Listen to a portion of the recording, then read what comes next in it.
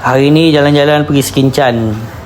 Masa ni kita orang jalan-jalan naik kereta api, kena bayar RM20 nak masuk. Tak kira budak kecil ke budak besar ke, seorang satu kepala RM20. Itu tempat beratur tu. Duduk kat kursi tu, tunggu. Ini untuk budak-budak kecil, tapi landasan dia belum siap lagi lah, akan datang. Yang ni kawasan dia. Aku pusing keliling tengok. Sementara nak tunggu kereta api sampai, main dulu apa yang patut. Ada tempat penggambaran.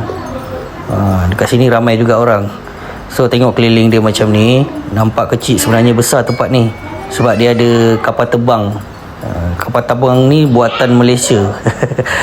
Okey, ini selfie daripada kami selepas dapat naik bersama ahli keluarga. Tengok itu Sofia. Okey, let's go. Jom kita jalan-jalan naik kereta api bersama-sama. Let's go. Okey, kereta api dah berjalan. Dia pusing dekat keliling-keliling sawah je kan. Tengok pemandangan, tengok ikan-ikan yang ada dekat sawah tu, tengok padi. Best lah, angin kuat. Kalau pergi hari weekend, hari cuti, seronok lah. Walaupun ramai orang, tapi best tempat dia. Cantik tempat dia, tenang. Bila kita pandang suasana warna hijau kan, dia lebih kepada ketenangan. Jadi anak aku dan juga anak aku tengah menikmati pemandangan bersama-sama.